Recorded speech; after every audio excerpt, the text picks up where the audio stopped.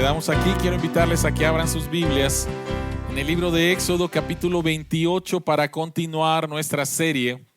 Éxodo capítulo 28 y continuar nuestra serie que se llama Viviendo como el pueblo de Dios, viendo la segunda parte en el libro de Éxodo. Éxodo capítulo 28. Éxodo capítulo 28. Este mensaje se llama Ministerio de Reconciliación. No voy a leer todo el capítulo, sino algunas partes de este capítulo. Éxodo capítulo 28, Ministerio de Reconciliación. Esta es la palabra de Dios. Haz que comparezcan ante ti tu hermano Aarón y sus hijos Nadab, Abiú, Eleazar e Itamar. De entre todos los israelitas, ellos me servirán como sacerdotes. Hazle a tu hermano Aarón vestiduras sagradas que le confieran honra y dignidad. Versículo 6. El efod se bordará artísticamente con oro, púrpura, carmesí, escarlata y lino fino. En sus dos extremos tendrá hombreras con cintas para que pueda sujetarse. Versículo 12. Y las sujetarás a las hombreras del efod. Así Aarón llevará en sus hombros los nombres de los hijos de Israel para recordarlos ante el Señor. Versículo 15. El pectoral para impartir la justicia lo bordarás artísticamente con oro, púrpura, carmesí, escarlata y lino fino, como hiciste con el efod. De este modo, siempre que Aarón entre en el lugar santo, llevará sobre su corazón en el pectoral para impartir justicia los nombres de los hijos de Israel para recordarlos siempre ante el Señor. Versículo 30. Sobre el pectoral para impartir justicia pondrás el Urim y el Tumim. De esta manera, siempre que Aarón se presente ante el Señor, llevará en el pecho la causa de los israelitas. Versículo 36. Haz una placa de oro puro y graba en ella a manera de sello, consagrado al Señor. Sujétala al turbante con un cordón púrpura, de modo que quede fija a este por la parte delantera.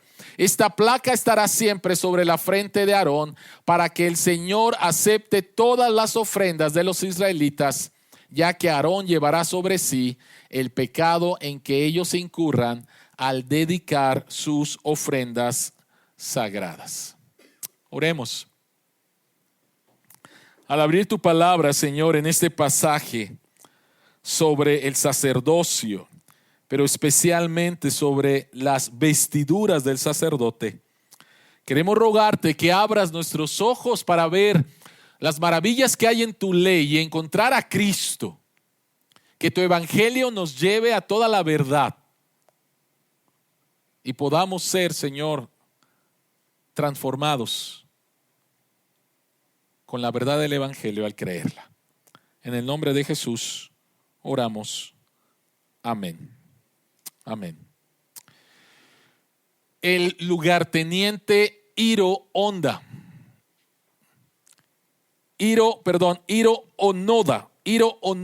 fue el último soldado japonés en rendirse después de la Segunda Guerra Mundial. La Segunda Guerra Mundial fue del año 1939 hasta el año 1945. El último país en capitular, en rendirse, fue Japón, y se rindieron después de que Estados Unidos echó estas dos bombas en Hiroshima y Nagasaki.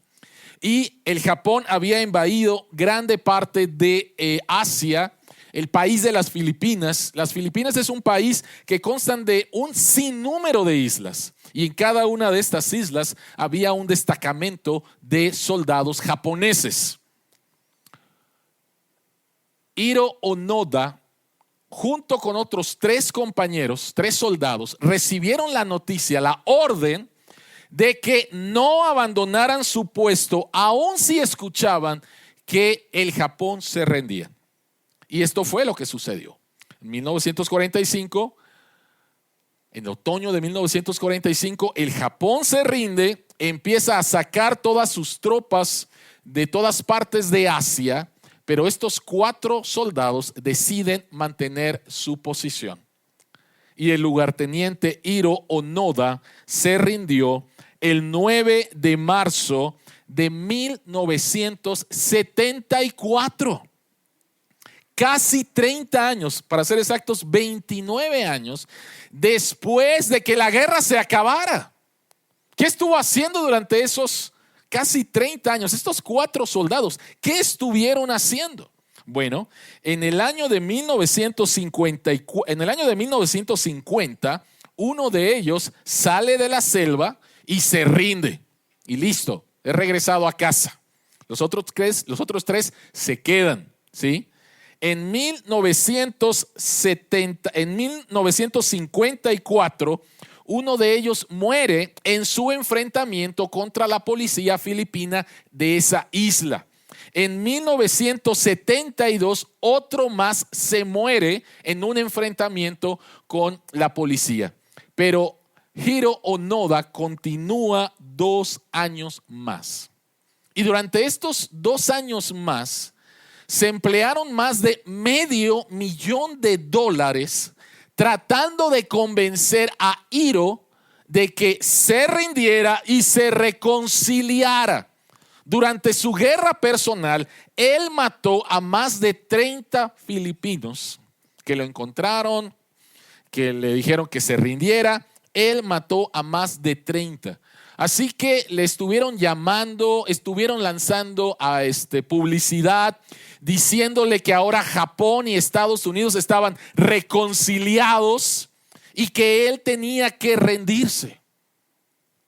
Solamente se rindió cuando escuchó la voz del que había sido su superior y que le dio la orden de que se rindiera. 29 años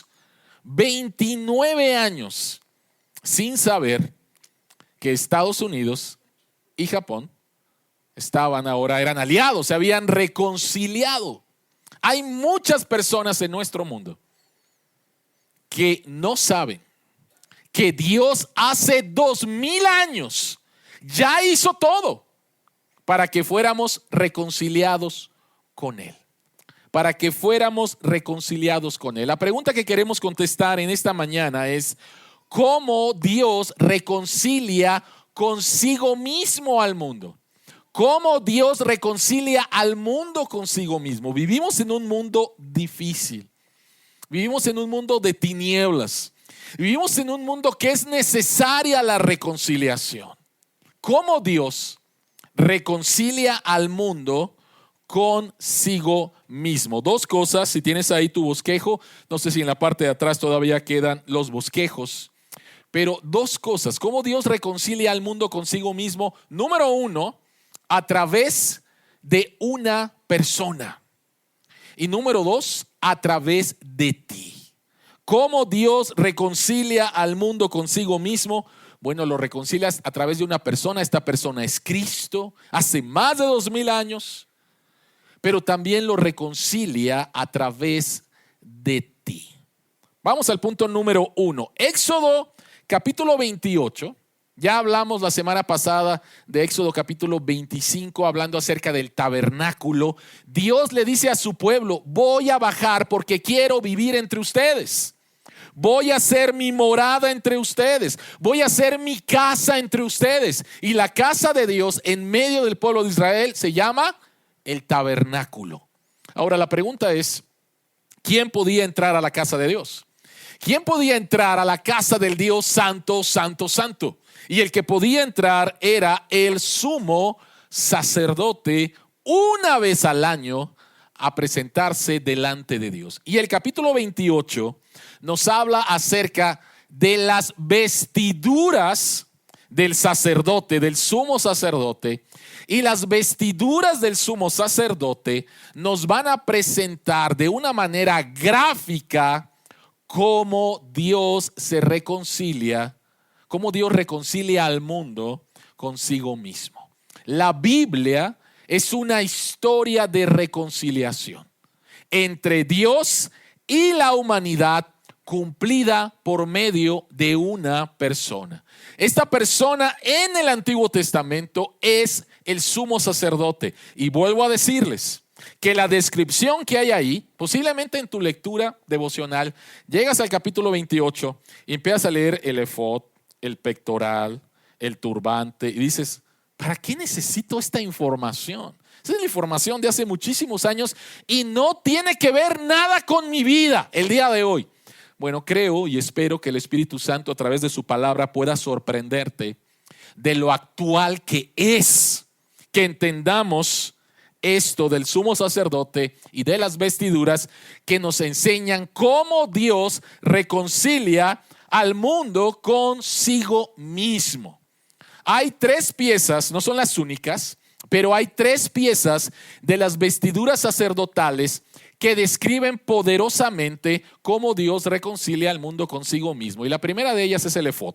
Y tienen ahí una imagen. Y quiero que noten hacia dónde señala las flechitas que están ahí. El efod era como una especie de chaleco o de delantal. Y ahí están los versículos.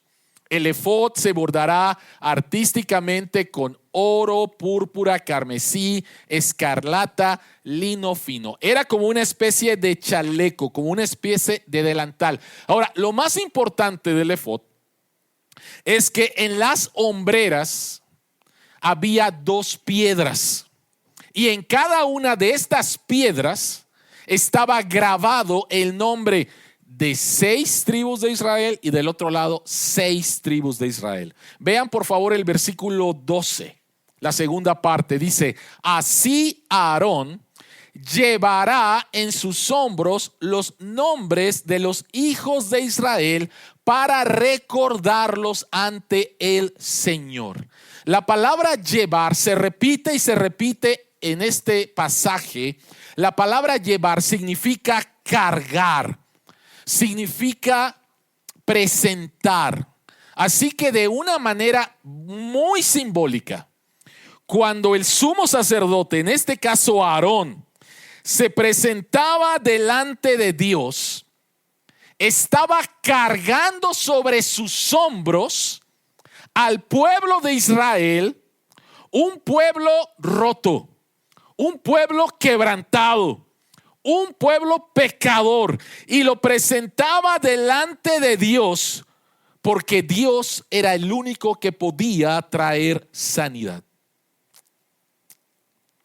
Padres, ¿alguna vez tu hijo pequeño sufrió un accidente, empezó a sangrar o le salió un moretón muy grande? ¿Y qué es lo que hiciste? Lo cargaste, lo agarraste, lo cargaste y vámonos al hospital. ¿Alguien ha tenido esta experiencia? Yo creo que varios han tenido esta experiencia. Bueno, ¿por qué lo llevamos al hospital? Porque en el hospital el doctor es la persona que lo va a curar, que lo va a sanar. Lo cargaste, lo llevaste, lo presentaste ante el doctor. Bueno, esto es lo que hacía el sumo sacerdote con el efod. El sumo sacerdote cargaba a un pueblo herido, a un pueblo roto y a un pueblo pecador ante la presencia de Dios, donde ahí encontrarían sanidad. Eso es lo que hacía el sumo sacerdote. Eso es lo que representaba el efod. Pero otra parte interesante de la vestidura sacerdotal era el pectoral. Y el pectoral era una tela de 20 por 20 centímetros donde estaban incrustadas 12 piedras preciosas. 12 piedras preciosas. Y quiero que noten lo que dice el texto. De este modo, siempre que Aarón entre en el lugar santo, llevará sobre su corazón el pectoral. Esta frase, sobre su corazón, se repite 3 veces más en el texto. Entonces, esta tela tenía 12 piedras preciosas en el corazón del sumo sacerdote. Cada una de estas piedras preciosas representaba a una de las tribus de Israel. ¿Qué es lo que Dios está diciendo? Dios está diciendo, para mí, mi pueblo es precioso. Es precioso. Por eso estas 12 piedras preciosas. Pero ¿qué es lo que está diciendo el sacerdote cuando se presenta delante de Dios? Está llevando cerca de su corazón al pueblo de Dios. Ahora, hay otra frase y dice, en el pectoral para impartir justicia. Los nombres de los hijos de Israel para recordarlos siempre ante el Señor. Sobre el pectoral, para impartir justicia, pondrás el Urim y el Tumim. ¿Qué significa esto? La verdad es que ni los más eruditos saben exactamente qué es el Urim y el Tumim. Pero el Urim y el Tumim se utilizaban para que Dios revelara su voluntad. Dios revelaba su voluntad y de esa manera su pueblo sabía qué es lo que Dios quería y conocía a Dios. Entonces quiero que vean estas dos cosas. Por un lado, el sumo sacerdote se presentaba delante de Dios llevando al pueblo de Dios cerca de su corazón y al mismo tiempo cerca de su corazón la voluntad de Dios. Por lo tanto, el sumo sacerdote cargaba al pueblo de Dios cerca de su corazón y cargaba la voluntad de Dios cerca de su corazón. De esa manera, el pueblo de Dios y la voluntad de Dios no serían extraños. El pueblo de Dios y la voluntad de Dios no serían extraños. Dios iba a estar revelando: yo soy un Dios santo, yo soy un Dios soberano, yo soy un Dios de misericordia. Esta es mi voluntad. Y cuando se presentaba el sumo sacerdote delante de Dios, estas dos cosas eran compatibles. El pueblo de Dios podía conocer la voluntad de Dios. Quiero regresar al ejemplo que les acabo de poner. Tu hijo acaba de tener un accidente. Está sangrando o de repente no se levanta de la cama. Tu hijo está mal. Tú lo agarras y lo llevas al hospital. Y en el hospital empiezan a hacerle toda clase de análisis. Y posiblemente lo que lo que tu hijo necesita es que le saquen sangre. Y yo no sé si aquí todos los niños son súper valientes ¿no? O cuando ven la agujota, de repente, ya, a ella no les gustó, ¿no? Mi hijo era así más o menos, ¿sí? ¿Qué es lo que haces como padre cuando es necesario hacer un procedimiento que le va a causar dolor a tu hijo? ¿Qué haces? ¿Qué haces? Lo que haces es tomar a tu hijo cerca de tu corazón, lo abrazas. Tu hijo sabe que lo amas, pero al mismo tiempo sabes que lo que tu hijo necesita es un procedimiento que le va a causar un dolor, pero es necesario. Esto es lo que hacía el sumo sacerdote: llevar delante de Dios en su corazón a su pueblo y al mismo tiempo revelar la voluntad de Dios, que podría ser agradable, que podría ser posiblemente desagradable. Pero ahí estaba, presentando delante de Dios al pueblo, cerca de su corazón. Otra parte de las vestiduras sacerdotales es el turbante. El turbante, versículo 36, era de lino, pero en el versículo 36 dice: haz una placa de oro puro y graba en ella a manera de sello consagrado al Señor. Sujeta al turbante con un cordón de púrpura, de modo que quede fija por la parte delantera. En esta placa estará siempre sobre la frente de Aarón. ¿Para qué? Para que el Señor acepte todas las ofrendas de los israelitas, ya que Aarón llevará sobre sí el pecado en que ellos incurran al dedicar sus ofrendas sagradas. Quiero que noten, por favor. Aarón, como sacerdote, sumo sacerdote, es el representante del pueblo de Dios. Y quiero que noten, por favor, lo último. Dice que el sumo sacerdote se presenta delante de Dios trayendo las ofrendas sagradas, trayendo lo mejor del pueblo de Dios. Y sin embargo, lo mejor está manchado por el pecado. Lo mejor está manchado por el pecado.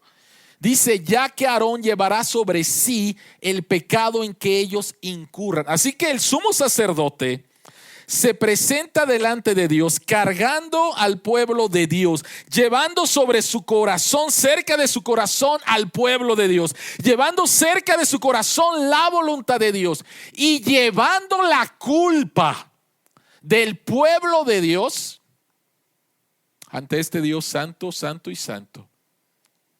Y se necesita un sacrificio. Se necesita el derramamiento de sangre para el perdón de pecados. Se necesita un sustituto. Pero otra vez, el punto que quiero recalcar es este. El sumo sacerdote cargaba el pecado del pueblo de Dios, aun cuando ellos pensaban que estaban dando lo mejor en sus ofrendas. El pecado nos ha afectado tanto que aún nuestros actos de arrepentimiento delante de Dios están manchados por el pecado. Y necesitamos el perdón incluso de lo mejor de nosotros. Es interesante que el capítulo 29 se describen todas las vestiduras del sacerdote. Y el capítulo 29 nos habla acerca que hay un problema con el sacerdote. Y es que el sumo sacerdote se presenta, sí, representando a un pueblo pecador, pero el sumo sacerdote es pecador. El sumo sacerdote es un pecador y él tenía que presentar nuevamente un sacrificio por sí mismo antes que presentarse delante de Dios e interceder por los pecados del pueblo de Dios. Así que hay un problema. El sumo sacerdote no es perfecto. Él mismo tiene problemas. Y si no está delante de Dios bien, él va a caer muerto delante de la presencia de Dios. Y de hecho hay ejemplos de esto, ¿sí? De hecho, el oficio del sacerdocio en el Antiguo Testamento encontramos muchos problemas y muchas personas que abusaron de su oficio. De hecho, Oseas capítulo 3, el versículo 4 nos dice: ciertamente los israelitas vivirán mucho tiempo sin rey, ni gobernante, sin sacrificio, ni altares, ni efod, ni ídolos. En otras palabras, el oficio del del sacerdocio en el Antiguo Testamento fracasó de muchas maneras. Y el anhelo del pueblo es: ¿cuándo va a venir un sacerdote que no tenga que pagar por sus propios pecados? Y ese sumo sacerdote es Jesucristo. El sumo sacerdote es Jesucristo. Todo lo que tiene que ver con el tabernáculo, todo lo que tiene que ver con el oficio del sacerdocio apunta verdaderamente a Cristo. ¿Cómo lo sabemos? De dos formas. La primera de ellas, porque la misma Biblia nos dice. Hebreos capítulo 4, versículo 14 dice: por lo tanto, ya que en Jesús, el Hijo de Dios, tenemos un gran sumo sacerdote. Entonces, el Nuevo Testamento en el libro de Hebreos nos dice: todo lo del Antiguo Testamento apuntaba a Cristo y Jesucristo es el verdadero sumo sacerdote. Pero es muy interesante que en el Evangelio de Juan, el capítulo 19, en el capítulo 19, cuando Jesucristo está a punto de ser crucificado, se nos dice que una de las cosas con las cuales se burlaron de Cristo es que le pusieron ¿un qué? Un manto púrpura. Pero después que crucificaron a Cristo, lo desnudaron y estaba ahí la ropa. En Juan capítulo 19, el versículo Juan capítulo 19, el versículo 23, la segunda parte dice: tomaron también la túnica, la cual no tenía costura, sino que era de una sola pieza tejida de arriba a abajo. ¿Por qué Juan nos da ese detalle? ¿Por qué Juan nos da el detalle que a Jesucristo lo vistieron con púrpura y que después la túnica de Jesucristo era una túnica de una sola pieza? ¿Por qué? Lo que Juan está diciendo es lo que el autor de Hebreos está diciendo. Porque el sumo sacerdote se vestía de púrpura y su túnica era una túnica de una sola pieza. Entonces está diciendo Juan y el autor del libro de Hebreos: Jesucristo es el sumo sacerdote. Por lo tanto, lo que hacía el sumo sacerdote por Israel en el tabernáculo, Jesús, el Hijo de Dios, lo hace por ti en los cielos. A ver, ¿qué dijimos? Dijimos que el sumo sacerdote llevaba sobre sus hombros al pueblo de Israel delante de la presencia de Dios. Dijimos que el sumo sacerdote lleva sobre su corazón los nombres del pueblo de Dios. Y dijimos que el sumo sacerdote lleva un sacrificio para el perdón de los pecados del pueblo de Dios. ¿Cómo Cristo lo hace? ¿Cómo verdaderamente eso se cumple? ¿Cómo verdaderamente eso se cumple? Jesucristo murió por nuestros pecados. Él es el sustituto. En la cruz Dios voltea su cara y cae Jesucristo sobre maldición. A los 3 días Jesucristo resucita. A los 40 días asciende a los cielos. Y el libro de Hebreos, voy a regresarme a 4:14. Vean por favor. Tenemos un gran sumo sacerdote que ha atravesado los cielos y se presenta delante de Dios. Si lees el pasaje entero, Jesucristo se presenta ante el tabernáculo no hecho por manos humanas. Y Jesucristo lleva nuestros nombres delante de Dios. Isaías capítulo 49, el versículo 16 dice: en las palmas de mi mano te he grabado. Si el sumo sacerdote llevaba cerca de su corazón los nombres de los hijos de Israel, de las tribus de Israel, y se presentaba delante de Dios, Jesucristo ha grabado en sus manos tu nombre. Y Él está ahora, se presenta delante de Dios con tu nombre grabado en sus manos, lo cual significa que Él nunca puede olvidarte. Él nunca va a poder olvidarte. Todos nosotros somos personas quebrantadas. Todos nosotros somos personas en necesidad de ser transformadas. Pero déjame decirte algo. No hay absolutamente ningún sufrimiento, ningún dolor, ninguna vergüenza, ningún rechazo tuyo contra Dios que pueda borrarte de la mano de Jesucristo, porque Él la ha grabado ahí. Y eso debe de darnos muchísima seguridad en nuestra vida. Y muchísima seguridad con respecto al futuro. Yo no sé qué va a pasar mañana. Yo no sé qué va a pasar en 5 años. Yo no sé qué va a pasar. Pero lo que sí sé que va a pasar es que mi sumo sacerdote, Jesucristo, ministra 24/7 delante de la presencia de Dios, llevando mi nombre en su mano. Y déjame decirte otra cosa. Muchos de nosotros, al mirar nuestro pasado, nos avergonzamos de nuestro pasado. Nos dolemos de nuestro pasado. Pensamos que es un pasado desperdiciado. Pensamos, qué malo hice en el pasado. Déjame decirte algo. Dios, nuestro sufrimiento, nuestro dolor del pasado, Dios no lo desperdicia. Porque ¿sabes qué es lo que está al lado de tu nombre, al lado de tu pasado? Lo que está al lado es la cicatriz de los clavos que traspasaron la mano de Jesús. Lo que está al lado de tu nombre es la cicatriz del sufrimiento de Cristo. Y el sufrimiento de Cristo no fue desperdiciado. El sufrimiento de Cristo Dios lo utiliza para nuestra salvación. Por lo tanto, si tú piensas que tu pasado ha sido desperdiciado, que es un pasado de sufrimiento, que es un pasado que quisieras olvidarlo por completo, déjame decirte que en Dios es diferente. Tu mano está grabada en las manos de Jesús y tu pasado de quebranto puede ser usado para la gloria de Dios, para tu bien y para la reconciliación de aquellos a tu alrededor.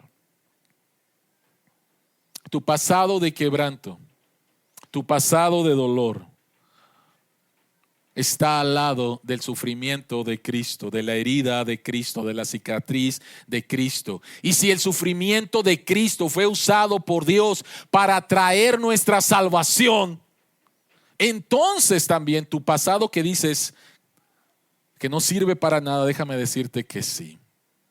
Y déjame decirte una razón muy rápida.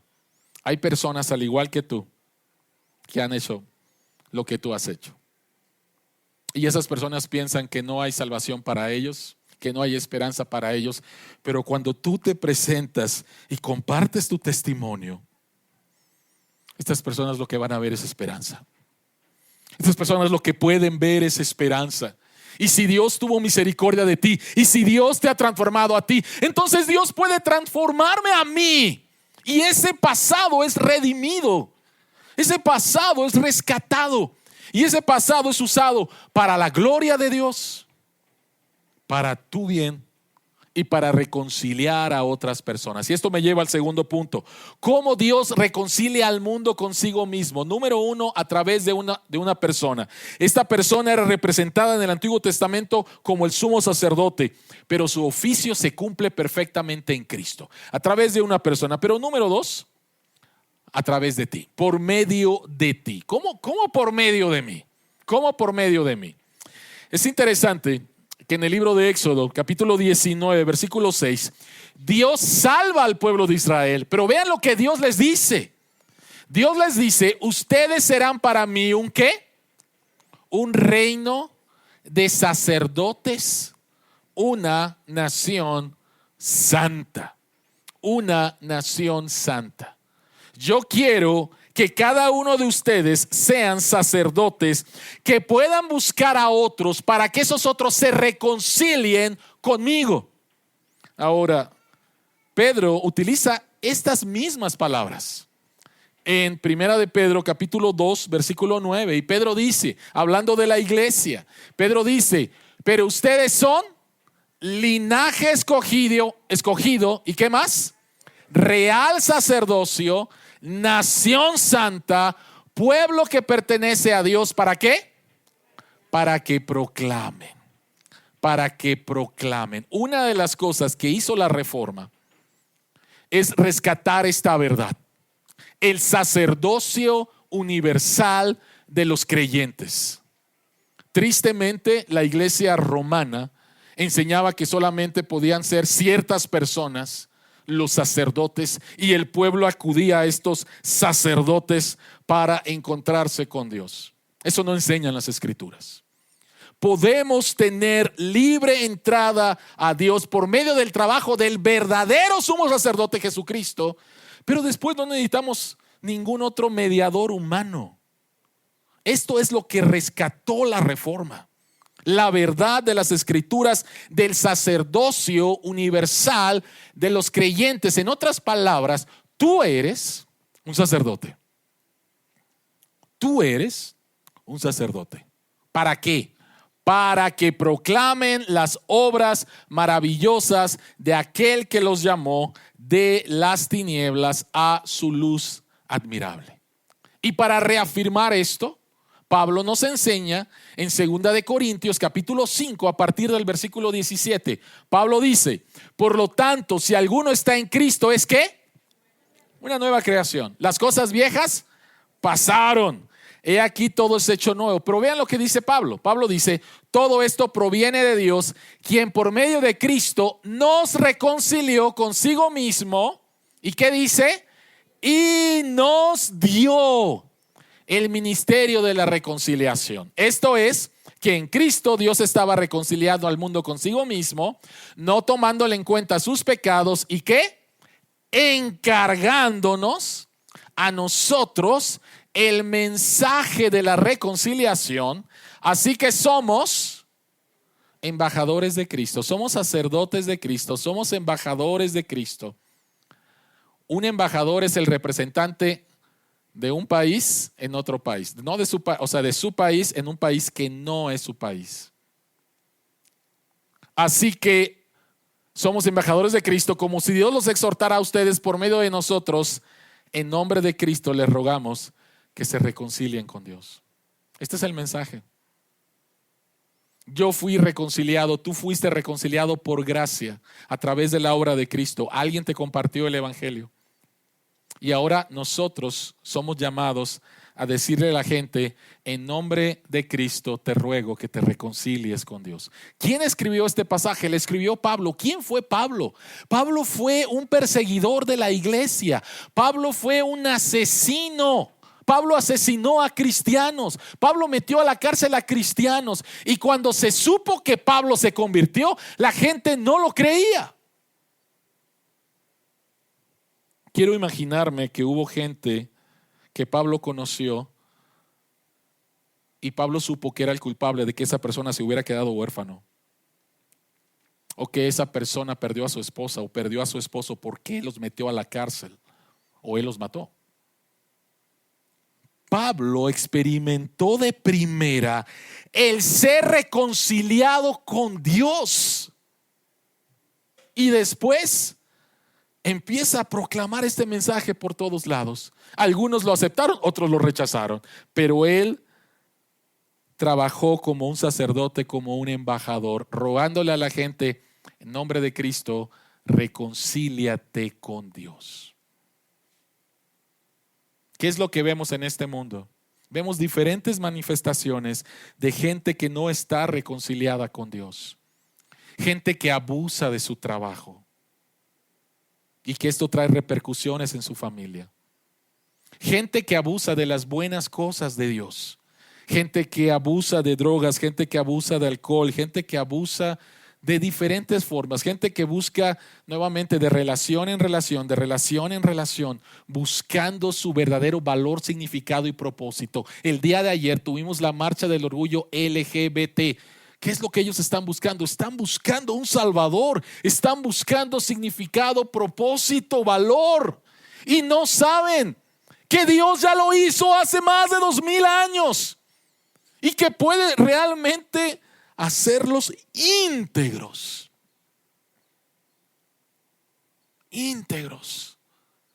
a través de lo que Jesucristo hizo.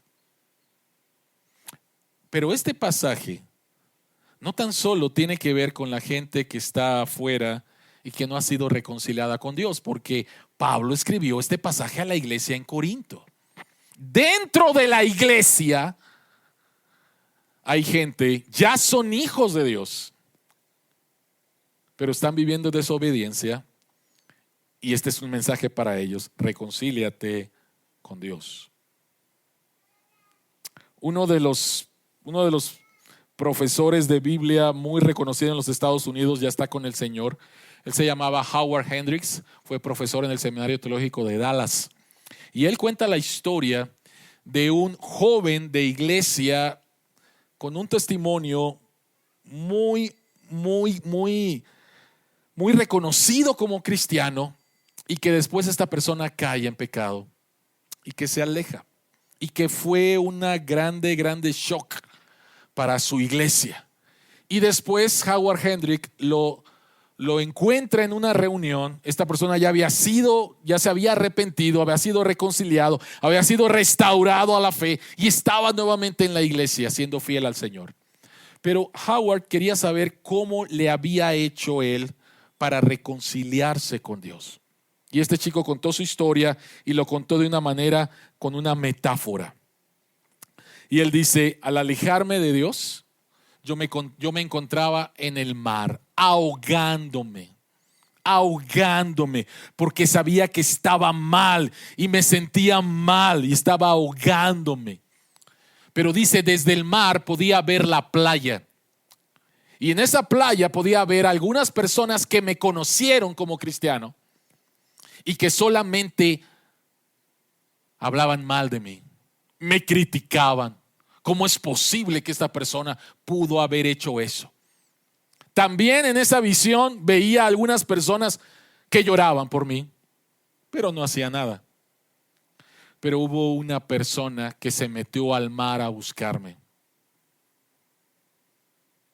Y al principio lo rechacé.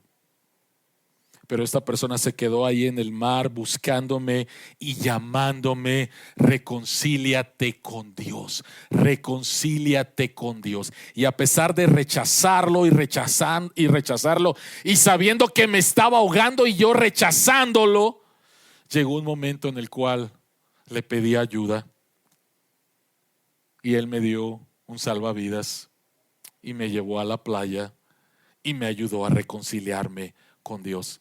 De esa manera te lo puedo contar. Hubo una persona que no me criticó, que no me juzgó, que no simplemente lloró por mí, sino que fue a buscarme a donde yo me estaba ahogando. Así fui reconciliado. Querida iglesia, 2 preguntas. ¿Quién se está ahogando dentro de tu esfera de influencia? Y que Dios te llama a decirle: reconcíliate con Dios. ¿Quién se está ahogando? ¿Quién se está ahogando en tu esfera de influencia? ¿Creyente o no creyente? ¿Quién se está ahogando? Y número 2, ¿a quién Dios ha puesto soberanamente en tu vida para que escuche el mensaje de reconciliación? ¿A quién? Y por favor no me digas: no puedo pensar en nadie. ¿A quién? ¿A quién Dios ha puesto soberanamente en tu vida que necesita escuchar el mensaje de reconciliación a través de ti? Porque tú eres el sacerdote, tú eres el embajador. Dios a través de ti diciendo: reconcíliate con Dios. El resultado no es tu responsabilidad. El mensaje sí. El glorioso mensaje sí. Porque tú mismo fuiste reconciliado. Tú mismo fuiste reconciliado, sea tu vida como sea tu vida. Tú mismo fuiste reconciliado. Por lo tanto, puedes compartir este mensaje. Cristo, el gran sumo sacerdote, te reconcilió consigo mismo, te ha hecho un sacerdote y te ha dado el ministerio de la reconciliación. Oremos. Señor que estás en los cielos, gracias que viniste a buscarnos. Gracias que en el Antiguo Testamento, Señor, de una manera bastante gráfica, visible, el sumo sacerdote mostraba cómo se podía el pueblo reconciliarse contigo. Y gracias que Jesucristo, el verdadero sumo sacerdote, lleva en su corazón nuestro nombre, lleva en sus palmas grabado nuestro nombre, y no hay absolutamente nada que haga que ese nombre sea borrado de la palma herida, marcada por los clavos de la cruz. Gracias, Señor. Gracias por amarnos con tal pasión que tú, Señor, aceptaste el castigo que nosotros merecíamos. Gracias, Cristo, por amarnos de tal manera. Gracias por llevarnos en tu corazón. Gracias por presentarnos ante el Padre. Padre, gracias por vernos en Cristo. Gracias, Señor, por darnos una nueva identidad. Ayúdanos, Señor, a llevar este mensaje de reconciliación a aquellos que tú has puesto soberanamente en nuestra vida, a aquellos que se están ahogando en nuestra esfera de influencia, y que podamos, Señor, darles este mensaje: reconcíliate con Dios, porque Dios ya hizo todo para reconciliarte con Él. En el nombre de Jesús oramos. Amén.